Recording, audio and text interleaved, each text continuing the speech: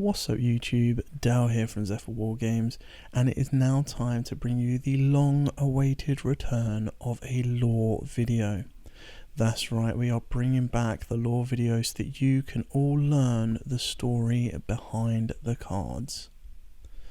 On this episode we will be introducing you to the first part of the Fallen of Albaz lore. So before we get started, a massive shout out to Ramix the Red and of course the official valuable books that have come out in the OCG in order to construct this story and bring it to you all. With all of that out of the way, please smash that like button, hit that notification bell and subscribe to follow along with the rest of the story. It is a very long lore, so we will be breaking this down into sections for everyone to digest at their own pace. We start off with the first part of the lore being called the Closed World. We begin with the introduction to a continent known as the Abyss, where many nations exist that are home to large numbers of people from various backgrounds and cultures, many of whom fight with each other over their beliefs and limited resources. The Abyss is unique due to a phenomenon known as the Hole, where occasionally and seemingly at random a large diamond-shaped portal leading to a different dimension will appear to swallow up people, places and even whole nations. Occasionally, however, the Hole will instead spit something out, ranging from weapons to holy relics to unknown sources of energy to even new forms of life. At the far north of this continent is the nation of Dogmatica, a theocracy led by the holy authority known only as Maximus. The people of Dogmatica are your typical religious xenophobic inquisitors who hunt down heretics. Notably, every single citizen of Dogmatica carries a stigmata, which is a mark somewhere on their body granted to them by Maximus using the power of the holy relic, the Dogmatica Nexus. These stigmata allow them to use holy powers known as miracles, and the ones with the strongest stigmata join the Holy Knights. The Dogmatica have a tradition of naming young women with especially powerful stigmatas to be their holy maidens or saints, and the current generation is notable for having two maidens. The older is Fleur Delis, the 664th saint, whose stigmata manifested on all four limbs, making her incredibly powerful and giving her access to 3 holy relics of the faith: the sword, shield and armour.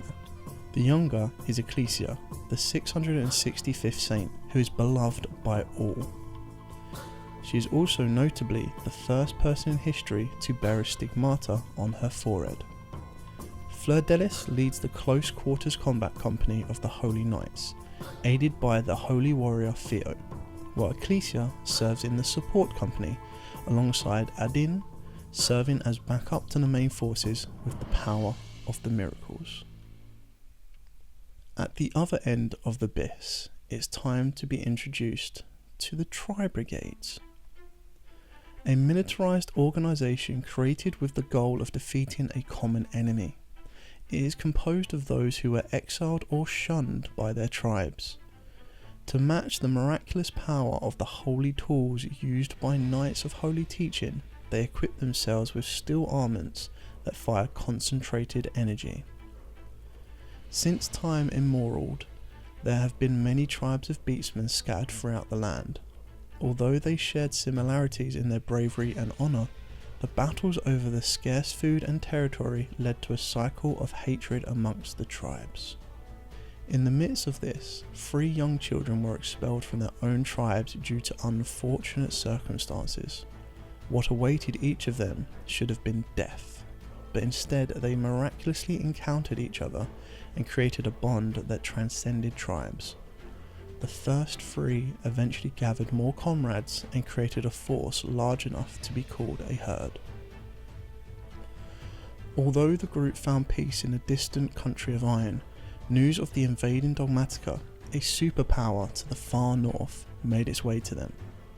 Having forgiven what had happened in the past and acknowledging the importance of bonds, the group decided to take a stand. After picking up allies along the way, they arrived back at their homelands. Upon witnessing the dogmatica assault and the tribe's resistance, the group proposed an alliance to fight back. The forms of the selfless group fighting fiercely on the front lines moved the hearts of all who witnessed it, and the tribes finally overcame their hatred for each other, prompting the creation of a giant union. At the forefront of these battles, the figure of the quiet and stoic general can be seen heroically battling on. Invaders hear the roar of the battlefield's iron beasts. Tri-Brigade Shurag, the ominous omen. A young man once mockingly called Featherless. He is the leader of the Tri-Brigade, a man of few words, but he stood up to the daring Fleur-de-Lis in battle countless times. Ruggle, the Silver Sheller. Once a slayer of his own brethren, he calls himself the Assault Captain. While Shurag's main battlefield is the skies, his is the land. He not only rallies the troops, but also ensures he's the rearguard in any retreat. Ferrijit, the Barren Blossom, and her sister, Tri-Brigade Kit. Spurned as a thieving cat since young, Ferrijit was eventually chased out of her tribe together with her younger sister Kit. Like Ruggle, she leads the ground forces with her big sister-like dependability. Her eye-catching appearance and dance-like battle style have earned her the nickname Fruitless Flower Barren Blossom. The Tri-Brigade decide to initiate a prisoner of war rescue operation to free their comrades who had been captured in the battles up to this point. They succeeded in invading the holy land of Dogmatica, but inexplicably the hole opened up, releasing a dragon with horrific powers. Fleur-de-Lis managed to strike the dragon down with a single blow, but a wounded youth remained where the dragon disappeared. A black-cloaked boy who appeared after the dragon vanished. Upon witnessing his deep wounds and apparent lack of memory, the Tri-Brigade halted their assault as they were reminded of their own past and decided to protect him. At the same time, Ecclesia jumped to the boy's defense in order to protect him from the ongoing assault. To put a stop to this, the Dogmatica deploy their assassin unit, the Ashian, who head out to clean up. However, Ecclesia calls for a ceasefire, sensing that the heavily injured Albaz doesn't mean them any harm and wanted to get him away from hostilities. Ashian, the head of assassins of a nation of ruthless inquisitors, does not take too kindly to this. In response to seeing this violent assault on the only person who's shown him kindness, Albaz takes action.